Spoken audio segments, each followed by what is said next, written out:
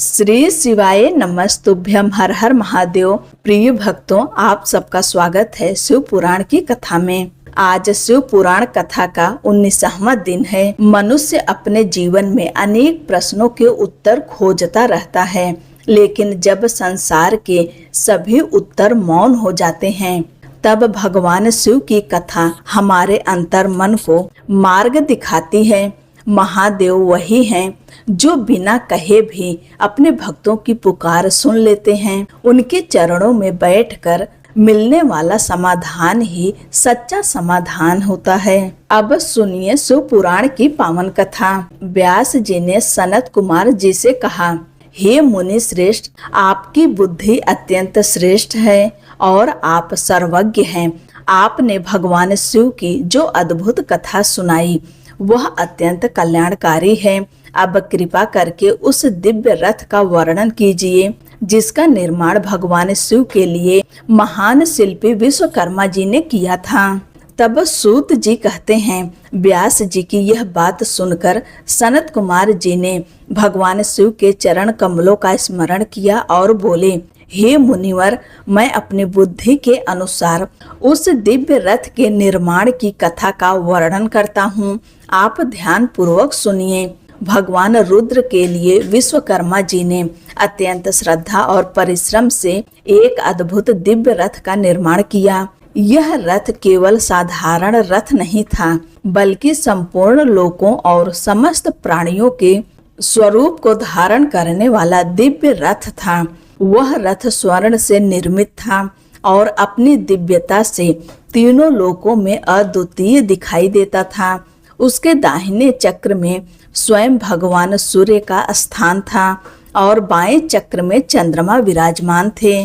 रथ के दाहिने पहिए में 12 अरे बनाए गए थे, जिनमें 12 आदित्य स्वरूप सूर्य प्रतिष्ठित थे। वहीं बाएं पहिए में 16 अरे थे, जो अपनी अद्भुत शक्ति और तेज से प्रकाशित हो रहे थे। अश्विनी आदि सभी 27 नक्षत्र उस रथ की शोभा बढ़ा रहे थे। 6 ऋतुएं दोनों पहियों की नेमी बनी। अंतरिक्ष रथ का अग्रभाग बना और मंदरांचल पर्वत ने उसकी बैठक का स्थान ग्रहण किया। उदयाचल और अस्ताचल पर्वत रथ के कुबर बने। मेरु पर्वत उसका आधार बना और अन्य पर्वत उसके सहायक अंग बने। समय के सूक्ष्म भाग जैसे क्षण और लव उसके दंड बने। बुद्धि, अहंकार और पंच महाभूत उस रथ की शक्ति बने। इंद्रियां उसकी शोभा बढ़ाने लगी। वेदों के 6 अंग उसके आभूषण बने और पुराण, न्याय, मीमांसा तथा धर्मशास्त्र उसके आभूषण बने। चारों वेद उस दिव्य रथ के 4 घोड़े बने और शेष सभी दिव्य शक्तियां उनके आभूषण के रूप में स्थित हुई। इस प्रकार भगवान विश्वकर्मा ने ब्रह्मा और विष्णु की आज्ञा से ऐसा दिव्य रथ बनाया जिसमें संपूर्ण ब्रह्मांड की शक्तियां समाहित थी। फिर ब्रह्मा जी ने वेद रूपी अश्वों को उस रथ में जोड़ा और महान रथ को भगवान शिव को समर्पित किया। जब देवों के देव महादेव उस रथ पर आरूढ़ होने लगे, तब ब्रह्मा, विष्णु, ऋषि, देवता, गंधर्व और नाग सभी उनकी स्तुति करने लगे। लेकिन जैसे ही भगवान शिव उस रथ पर विराजमान हुए, वेदों से उत्पन्न हुए घोड़े उनके दिव्य तेज को सहन नहीं कर सके और सिर के बल पृथ्वी पर गिर पड़े। ऐसा प्रतीत हुआ मानो पूरी पृथ्वी कांप उठी हो और पर्वत भी डगमगाने लगे हों। शेष नाग भी भगवान शिव के तेज और भार को धारण नहीं कर सके। तब भगवान विष्णु ने नंदीश्वर का रूप धारण किया और रथ के नीचे जाकर उसे संभाला। लेकिन भगवान शिव की दिव्य शक्ति को नंदी भी अधिक समय तक सहन नहीं कर सके और वे भी पृथ्वी पर घुटने टेकने लगे। तब भगवान ब्रह्मा जी ने शिव जी की आज्ञा से घोड़ों को उठाया और उस दिव्य रथ को पुनः स्थिर किया। इसके बाद ब्रह्मा जी सारथी बनकर मन और वायु के समान वेग वाले वेदमय अश्वों को त्रिपुर में रहने वाले असुरों की ओर ले चले। तब भगवान रुद्र ने देवताओं से कहा, हे देव श्रेष्ठों, यदि तुम सभी प्राणियों को मेरे अधीन पशु रूप में स्वीकार करके उनका स्वामी मुझे बनाओगे, तभी इन असुरों का संहार संभव होगा। भगवान शिव की यह बात सुनकर देवता चिंतित हो गए। उनके मन की स्थिति समझकर करुणामय भगवान शंभु मुस्कुराए और बोले, हे देवताओं, पशु भाव प्राप्त होने पर भी तुम्हारा पतन नहीं होगा। जो मेरे पशुपत व्रत का पालन करेगा वह इस बंधन से मुक्त हो जाएगा। भगवान शिव ने कहा कि जो प्राणी श्रद्धा से पाशुपत व्रत का पालन करेगा वह ब्रह्मचर्य का पालन करते हुए मेरी सेवा करेगा, वह पशुत्व से मुक्त होकर परम कल्याण को प्राप्त होगा। यह सुनकर विष्णु आदि सभी देवताओं ने भगवान शिव की आज्ञा स्वीकार की। उसी समय बड़े बड़े देवता और असुर भगवान शिव के पशु बने और उन्हें इस बंधन से मुक्त करने वाले भगवान रुद्र पशुपति के नाम से प्रसिद्ध हुए। उस समय सभी देवताओं और ऋषियों ने भगवान शिव की जय जयकार की। देवाधिदेव महेश्वर का वह अद्भुत स्वरूप इतना दिव्य था कि उसका वर्णन सैकड़ों वर्षों में भी पूर्ण नहीं किया जा सकता। इसके बाद भगवान शिव त्रिपुर का विनाश करने के लिए अपने दिव्य रथ पर सवार होकर आगे बढ़े। उनके साथ सभी प्रमुख देवता भी चल पड़े। इंद्र, ब्रह्मा, विष्णु और अन्य देवता दिव्य अस्त्र शस्त्रों से सुसज्जित होकर भगवान शिव की जय जयकार करते हुए आगे बढ़ रहे थे। आकाश में सिद्ध और चारण पुष्पों की वर्षा कर रहे थे और ऋषि मुनि आनंद से भर गए थे। भगवान शिव के साथ अनेक शक्तिशाली गणाध्यक्ष चल रहे थे।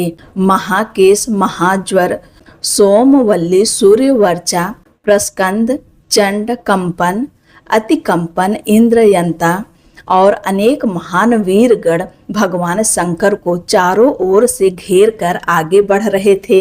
भगवान शिव दिव्य रथ पर विराजमान होकर उन तीनों पुरों का विनाश करने के लिए तैयार हो गए। उन्होंने अपने महान धनुष पर प्रत्यंचा चढ़ाई और दिव्य बाण का संधान किया। भगवान का तेज इतना प्रचंड था कि समस्त दिशाएं प्रकाशित होने लगी। लेकिन उसी समय एक अद्भुत घटना घटी। भगवान शिव के अंगूठे के अग्रभाग में स्थित गणेश जी के कारण वे तीनों पुर उनके लक्ष्य में नहीं आ पा रहे थे। तभी आकाशवाणी हुई, हे जगदीश्वर, जब तक आप इन गणेश जी की पूजा नहीं करेंगे तब तक इन तीनों पुरों का संहार नहीं हो सकेगा। भगवान शिव ने उस दिव्य वाणी को स्वीकार किया और भद्रकाली को बुलाकर विधि पूर्वक भगवान गणेश का पूजन किया। पूजा से प्रसन्न होकर गणेश जी ने भगवान शिव को अपना आशीर्वाद प्रदान किया। इसके बाद भगवान शिव को आकाश में स्थित वे तीनों त्रिपुर स्पष्ट दिखाई देने लगे। धीरे धीरे वे तीनों पुर एक साथ एक स्थान पर आ गए। देवताओं ने यह देखकर अत्यंत प्रसन्नता प्रकट की और ब्रह्मा जी तथा भगवान विष्णु ने भगवान शिव से प्रार्थना की, हे देवेश्वर, यही उचित समय है। इन तीनों पुरों के अलग होने से पहले ही इनका विनाश कर दीजिए और देवताओं के कार्य को पूर्ण कीजिए। तब भगवान शिव ने अपने दिव्य धनुष पर पाशुपतास्त्र नामक महान बाण को चढ़ाया। अभिजीत मुहूर्त में उन्होंने धनुष को खींचा और उसके भयंकर टंकार से तीनों लोकों में कंपन उत्पन्न हो गया। फिर भगवान शिव ने करोड़ों सूर्यों के समान तेजस्वी उस दिव्य बाण को त्रिपुर की ओर छोड़ दिया। वह बाण अग्नि से युक्त था, विष्णुमय था और अधर्म का विनाश करने वाला था। जैसे ही वह त्रिपुर से टकराया, तीनों नगर अग्नि में जलने लगे और देखते ही देखते भस्म हो गए। तारकाक्ष और उसके भाइयों सहित सभी दैत्य उस अग्नि में जलने लगे। उस समय तारकाक्ष ने भगवान शिव का स्मरण किया और प्रार्थना करते हुए कहा, हे प्रभु, आपके हाथों मेरी मृत्यु प्राप्त होना हमारे लिए परम सौभाग्य है। हमारी यही प्रार्थना है कि जिस भी जन्म में हम जाएं, हमारी बुद्धि सदैव आपकी भक्ति में लगी रहे। भगवान शिव की कृपा से वे दैत्य भी अंत समय में भगवान का स्मरण करते हुए परम गति को प्राप्त हुए। त्रिपुर में रहने वाले सभी दैत्य स्त्री और पुरुष उस अग्नि में भस्म हो गए, लेकिन मैं दानव भगवान शिव की कृपा से सुरक्षित बच गया, क्योंकि वह शिव का भक्त था और सदैव उनकी शरण में रहता था। जो प्राणी शुभ कर्मों का पालन करते हैं और भगवान की भक्ति में लगे रहते हैं, वे विनाश से बच जाते हैं। इसलिए मनुष्य को सदैव अच्छे कर्मों का मार्ग अपनाना चाहिए और अधर्म से दूर रहना चाहिए। जो दैत्य भगवान शिव की पूजा में लगे हुए थे, वे अगले जन्म में शिव गणों के अधिपति बने। जब त्रिपुर का विनाश हो गया, तब व्यास जी ने सनत कुमार जी से पूछा, हे मुनि श्रेष्ठ, त्रिपुर के नष्ट होने के बाद देवताओं ने क्या किया? भगवान शिव का वह अद्भुत रूप कैसा था? कृपा करके मुझे विस्तार से बताइए। तब सनत कुमार जी बोले, जब भगवान शिव ने दैत्यों से भरे हुए त्रिपुर को भस्म कर दिया, तब सभी देवता आश्चर्यचकित रह गए। उन्होंने भगवान शिव का ऐसा भयंकर रौद्र रूप देखा, जो करोड़ों सूर्यों के समान तेजस्वी और प्रलयकालीन अग्नि के समान शक्तिशाली था। भगवान शिव के उस स्वरूप को देखकर देवता भी भयभीत हो गए। ब्रह्मा, विष्णु और सभी ऋषियों ने माता पार्वती सहित भगवान शिव को प्रणाम किया और उनकी स्तुति करने लगे। देवताओं की स्तुति से प्रसन्न होकर भगवान शिव बोले, हे ब्रह्मा, विष्णु और देवगण, मैं तुम सभी से प्रसन्न हूँ। तुम अपनी इच्छा के अनुसार वर मांगो। तब देवताओं ने प्रार्थना की, हे देवाधिदेव, जब जब देवताओं पर संकट आए, तब तब आप प्रकट होकर हमारे दुखों का नाश करें। भगवान शिव ने प्रसन्न होकर कहा, तथास्तु, ऐसा ही होगा। इसके बाद मैं दानव, जो भगवान शिव की कृपा से बच गया था, वहां आया और उसने भगवान शिव को प्रणाम किया। उसने प्रेम और भक्ति से भगवान शिव की स्तुति की। उसकी भक्ति से प्रसन्न होकर भगवान शिव बोले, हे मैं दानव, मैं तुम पर प्रसन्न हूँ। तुम जो वर मांगना चाहते हो मांग लो। तब मैं दानव ने हाथ जोड़कर कहा, हे महादेव, यदि आप मुझ पर प्रसन्न हैं तो मुझे अपनी शाश्वत भक्ति प्रदान कीजिए। मेरे हृदय में सदैव दया, धर्म और आपके प्रति प्रेम बना रहे। हे महादेव, मैं सदैव आपकी भक्ति में लीन रहूं। आपके पवित्र नाम का स्मरण करते हुए निर्भय जीवन व्यतीत करूं। मेरे हृदय में कभी भी आसुरी भाव उत्पन्न ना हो। मैं दानव की भक्ति से प्रसन्न होकर भगवान शिव बोले, हे दानव श्रेष्ठ, तुम मेरे भक्त हो और तुम्हारे अंदर कोई विकार नहीं है, इसलिए तुम धन्य हो। मैं तुम्हारी सभी मनोकामनाएं पूर्ण करता हूँ। अब मेरी आज्ञा से अपने परिवार सहित वितल लोक में जाओ। वह लोक स्वर्ग से भी अधिक सुंदर है। वहां रहकर मेरा स्मरण और भजन करते हुए सुख पूर्वक जीवन बिताओ। मेरी कृपा से तुम्हारे अंदर कभी आसुरी भाव उत्पन्न नहीं होगा। मैं दानव ने भगवान शिव की आज्ञा स्वीकार की और उन्हें तथा सभी देवताओं को प्रणाम करके वितल लोक की ओर चला गया। इसके बाद भगवान शिव ने देवताओं का कार्य पूर्ण करके माता पार्वती अपने पुत्रों और समस्त गणों सहित अंतर्ध्यान हो गए। उनके अदृश्य होते ही दिव्य रथ, धनुष, बाण और सभी दिव्य सामग्री भी विलीन हो गई। ब्रह्मा, विष्णु, देवता, ऋषि, गंधर्व, किन्नर, नाग और सभी प्राणी भगवान शिव की महिमा का गुणगान करते हुए अपने अपने स्थानों को लौट गए। इस प्रकार सनत कुमार जी ने व्यास जी को भगवान शिव के त्रिपुर विनाश की महान लीला सुनाई। इसके बाद सनत कुमार जी बोले, हे व्यास जी, अब मैं भगवान शंभु की एक और पवित्र कथा सुनाता हूँ, जिसके श्रवण मात्र से शिव भक्ति और भी दृढ़ हो जाती है। उन्होंने शंखचूड़ नामक महान दैत्य की कथा प्रारंभ की। ब्रह्मा जी के पुत्र महर्षि मरीच थे और उनके पुत्र कश्यप प्रजापति हुए। कश्यप जी धर्मात्मा, विद्वान और सृष्टि के विस्तार करने वाले महान ऋषि थे। दक्ष प्रजापति ने अपनी अनेक कन्याओं का विवाह कश्यप जी के साथ किया था। उन्हीं में से एक पत्नी का नाम धनु था। धनु अत्यंत सुंदर और तेजस्वी थी। धनु के अनेक पराक्रमी पुत्र हुए। उन्हीं में से एक महान बलशाली दैत्य विप्रचित था। उसका पुत्र दंभ हुआ, जो धार्मिक, जितेंद्रिय और भगवान विष्णु का भक्त था। लेकिन दंभ के जीवन में एक कमी थी, उसके कोई संतान नहीं थी। पुत्र प्राप्ति की इच्छा से उसने अपने गुरु शुक्राचार्य से भगवान श्री कृष्ण का मंत्र प्राप्त किया और पुष्कर तीर्थ में जाकर कठोर तपस्या आरंभ कर दी।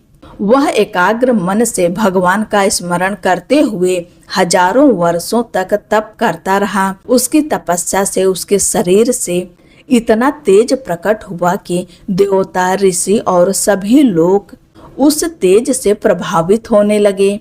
देवता भयभीत होकर इंद्र के नेतृत्व में ब्रह्मा जी के पास पहुँचे और अपनी व्यथा सुनाई। ब्रह्मा जी उन्हें साथ लेकर भगवान विष्णु के धाम बैकुंठ पहुँचे।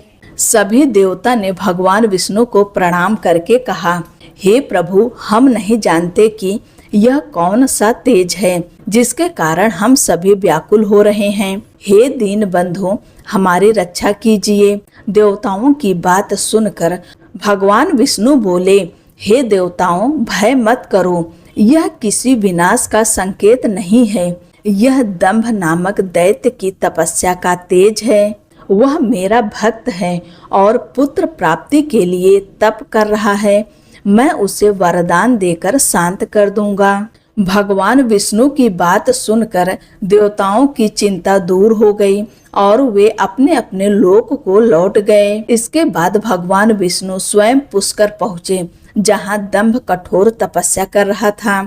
भगवान विष्णु ने उसे प्रेम पूर्वक कहा, वत्स, मैं तुमसे प्रसन्न हूँ, वर मांगो। भगवान को अपने सामने देखकर दंभ भाव विभोर हो गया। उसने भगवान के चरणों में प्रणाम करके प्रार्थना की, हे प्रभु, मुझे ऐसा वीर पुत्र प्रदान कीजिए जो आपका परम भक्त हो, अत्यंत शक्तिशाली हो और जिसे देवता भी पराजित न कर सकें। भगवान विष्णु ने दंभ को मन चाहा वरदान दे दिया और वहां से अंतर्ध्यान हो गए। कुछ समय बाद दंभ की पत्नी गर्भवती हुई। समय आने पर उसने एक तेजस्वी पुत्र को जन्म दिया। उस बालक के जन्म से पूरे परिवार में आनंद छा गया। विद्वान ऋषियों को बुलाकर उसके सभी संस्कार संपन्न किए गए और शुभ अवसर पर उसका नाम रखा गया शंखचूड़। शंखचूड़ बचपन से ही अत्यंत तेजस्वी और बुद्धिमान था। उसने छोटी आयु में ही सभी विद्याएं सीख ली और अपने माता पिता तथा परिवार का प्रिय बन गया। जब वह बड़ा हुआ तो जैगी सभ्य मुनि के मार्गदर्शन से पुष्कर तीर्थ में जाकर ब्रह्मा जी को प्रसन्न करने के लिए कठोर तपस्या करने लगा। उसकी तपस्या से प्रसन्न होकर स्वयं ब्रह्मा जी वहां प्रकट हुए और बोले, हे शंखचूड़, वर मांगो। शंखचूड़ ने ब्रह्मा जी को प्रणाम करके कहा, हे प्रभु, मुझे ऐसा वरदान दीजिए कि मैं देवताओं के लिए अजेय हो जाऊं। ब्रह्मा जी ने प्रसन्न होकर कहा, तथास्तु, ऐसा ही होगा। इसके साथ ही ब्रह्मा जी ने उसे भगवान श्री कृष्ण का दिव्य कवच प्रदान किया, जो विजय और मंगल प्रदान करने वाला था। फिर ब्रह्मा जी ने उसे आदेश दिया, तुम्हारी तपस्या सफल हुई। अब तुम बद्री वन जाओ, जहाँ धर्मध्वज की पुत्री तुलसी तपस्या कर रही है। तुम उससे विवाह करो। इतना कहकर ब्रह्मा जी अंतर्ध्यान हो गए। तपस्या से सिद्धि प्राप्त कर चुके शंखचूड़ ने भगवान श्री कृष्ण का दिव्य कवच धारण किया और ब्रह्मा जी की आज्ञा के अनुसार बद्री वन की ओर चल पड़े। वहां पहुंचकर उसने देखा कि धर्मध्वज की पुत्री तुलसी कठोर तपस्या कर रही हैं। तुलसी अत्यंत सुंदर, तेजस्वी और पतिव्रता धर्म में स्थित थी। शंखचूड़ ने उनके समीप जाकर मधुर वाणी में पूछा, हे देवी, आप कौन हैं, किसकी पुत्री हैं और इस वन में किस उद्देश्य से तपस्या कर रही हैं? तब तुलसी जी ने उत्तर दिया, मैं धर्मध्वज की पुत्री हूँ और यहाँ तपस्या कर रही हूँ। आप कौन हैं? अपने मार्ग पर चले जाइए, क्योंकि स्त्री की माया संसार में बड़े बड़े ज्ञानी पुरुषों को भी मोहित कर सकती है। तुलसी के इन वचनों को सुनकर शंखचूड़ मुस्कुराया और बोला, देवी, आपकी बातों में कुछ सत्य है और कुछ असत्य। संसार की सभी पतिव्रता स्त्रियों में आप श्रेष्ठ हैं। मैं भी कोई पापी या कामी पुरुष नहीं हूँ। मैं तो ब्रह्मा जी की आज्ञा से आपके पास आया हूँ और आपसे गंधर्व विवाह करना चाहता हूँ। फिर शंखचूड़ ने अपना परिचय देते हुए कहा, मैं वही शंखचूड़ हूँ जो देवताओं के लिए भी चुनौती बना हुआ है। मैं दंभ दैत्य का पुत्र हूँ। पूर्व जन्म में मैं भगवान श्री कृष्ण का पार्षद सुदामा गोप था। राधा जी के श्राप के कारण मुझे दानव योनि में जन्म लेना पड़ा। श्री कृष्ण की कृपा से मुझे अपने पूर्व जन्म का ज्ञान है। शंखचूड़ की सत्य बातों को सुनकर तुलसी प्रसन्न हुई और बोली, आपने अपने ज्ञान और सदाचार से मेरी परीक्षा में सफलता प्राप्त की है, इसलिए मैं आपको योग्य पुरुष मानती हूँ। उसी समय भगवान ब्रह्मा जी वहाँ प्रकट हुए और बोले, शंखचूड़, तुम व्यर्थ में विवाद क्यों कर रहे हो?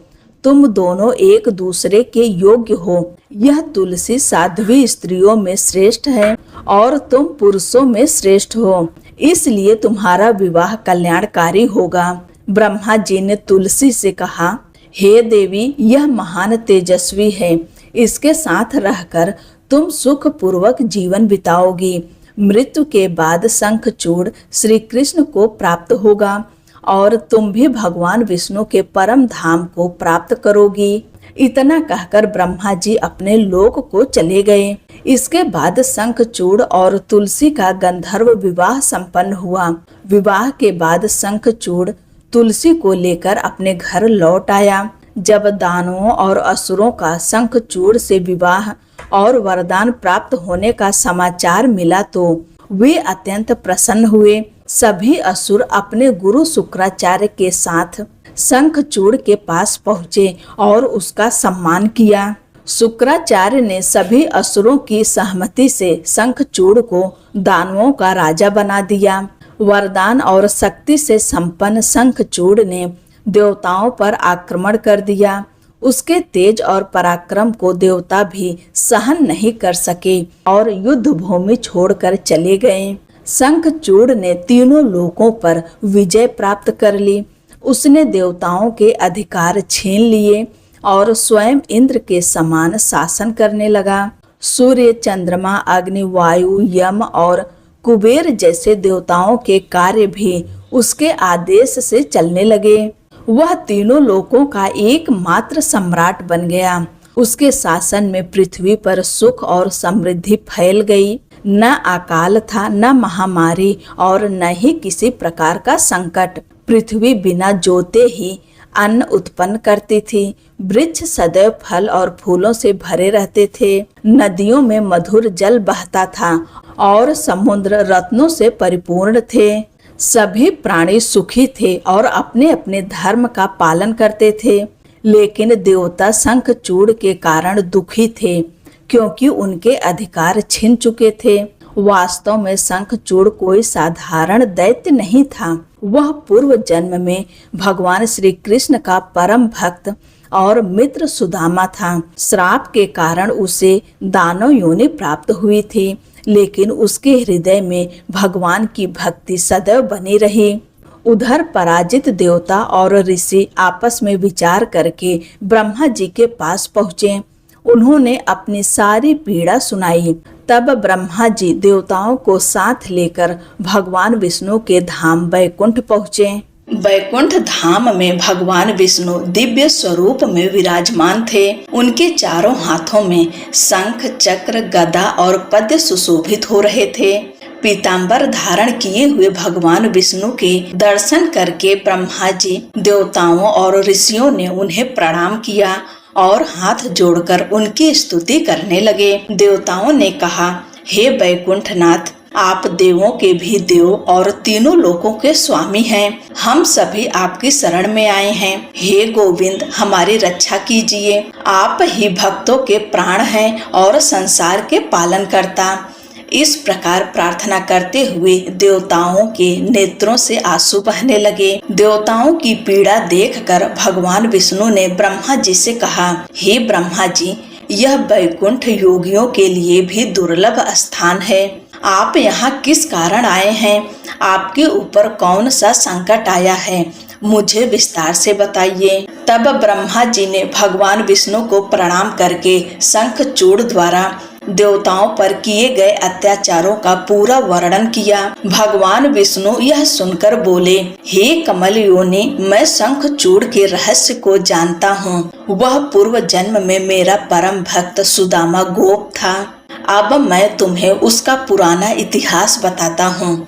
भगवान विष्णु ने कहा, गोलोक में भगवान श्री कृष्ण और राधा जी निवास करते थे। राधा जी जगत की मूल शक्ति और प्रकृति का स्वरूप हैं। वहाँ अनेक गोप और गोपियाँ श्री कृष्ण और राधा जी की सेवा में लगे रहते हैं। उन्हीं में से एक सुदामा गोप श्राप के कारण दानव योनि में शंखचूड़ के रूप में उत्पन्न हुआ है। उसकी मृत्यु भगवान शिव के त्रिशूल से ही निश्चित है। शरीर त्यागने के बाद वह पुनः भगवान श्री कृष्ण के धाम को प्राप्त होगा। इसलिए तुम सभी भय मत करो। इसके बाद भगवान विष्णु और ब्रह्मा जी भगवान शिव की शरण में जाने के लिए शिवलोक की ओर चले। जब वे शिवलोक पहुँचे तो उन्होंने भगवान शिव की अद्भुत सभा के दर्शन किए। वह सभा दिव्य प्रकाश से प्रकाशित थी और असंख्य शिव गढ़ों से घिरी हुई थी। भगवान शिव के गढ़ अत्यंत तेजस्वी थे। उनके कई मुख और भुजाएं थीं। वे रुद्राक्ष और भस्म से सुशोभित थे तथा भगवान शिव की सेवा में सदैव तत्पर रहते थे। भगवान शिव की सभा अत्यंत सुंदर और दिव्य थी। वह रत्नों से निर्मित थी, जिसमें मणियों से बने स्तंभ, स्वर्ण से सजावट और अद्भुत दिव्य प्रकाश दिखाई दे रहा था।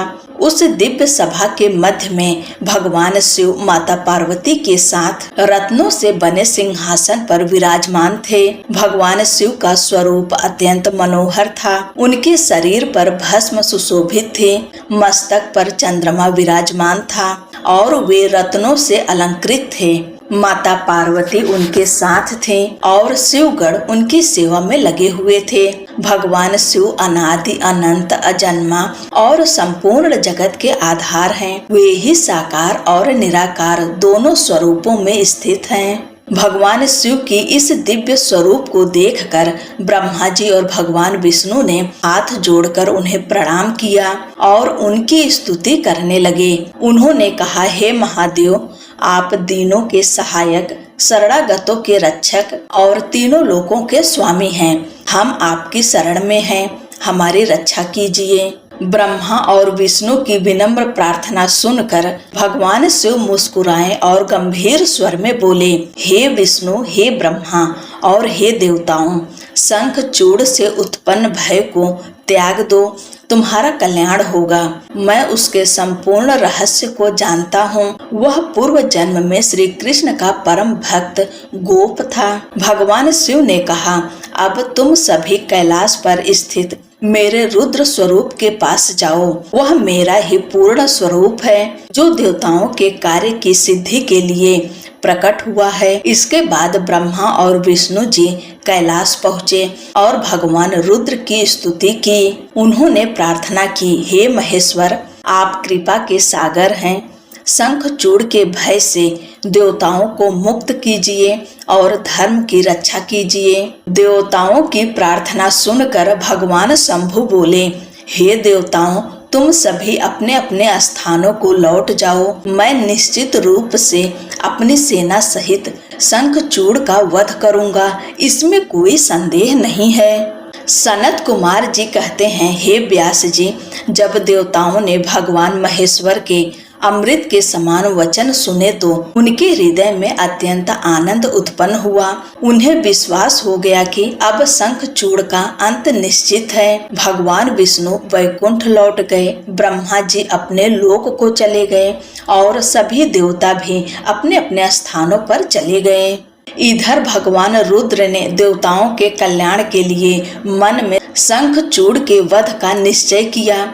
उन्होंने अपने प्रिय भक्त गंधर्वराज चित्ररथ को दूत बनाकर शंखचूड़ के पास भेजा। चित्ररथ ने शंखचूड़ से कहा, हे दानवराज, देवताओं का राज्य उन्हें वापस कर दो और भगवान शिव से युद्ध का विचार छोड़ दो। लेकिन शंखचूड़ ने दृढ़ स्वर में उत्तर दिया, मैं बिना युद्ध किए देवताओं को उनका राज्य वापस नहीं दूंगा। तुम भगवान रुद्र के पास जाकर मेरा यह संदेश कह दो, अब निर्णय युद्ध भूमि में ही होगा। चित्ररथ वापस भगवान शिव के पास पहुँचे और सारी बात कह सुनाई।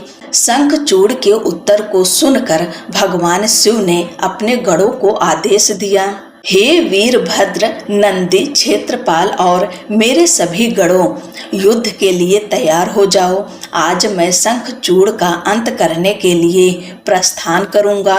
भगवान शिव की आज्ञा मिलते ही करोड़ों शिवगण अस्त्र शस्त्र धारण करके तैयार हो गए। वीरभद्र, नंदी, महाकाल, भैरव, अनेक रुद्र, वसु, आदित्य, इंद्र, अग्नि, चंद्रमा, कुबेर, यम, वरुण और अनेक देवता भगवान शिव की सेना में सम्मिलित हो गए। माता भद्रकाली भी विशाल सेना के साथ युद्ध के लिए निकली।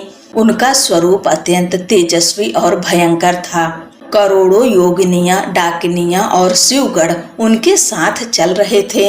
भगवान शिव अपनी विशाल सेना के साथ चंद्रभागा नदी के तट पर पहुँचे और एक विशाल वट वृक्ष के नीचे ठहर गए। उधर जब शिवदूत शंखचूड़ के पास आया और युद्ध का संदेश सुनाया तो शंखचूड़ ने अपनी पत्नी तुलसी को सारी बात बताई। उसने कहा, हे देवी, अब भगवान शिव ने युद्ध के लिए बुलाया है। मैं धर्म के अनुसार युद्ध भूमि में जाऊंगा। मुझे आपकी आज्ञा चाहिए। तुलसी यह सुनकर दुखी हो गई और उन्हें रोकने लगी। तब शंखचूड़ ने उन्हें समझाया और धैर्य दिया।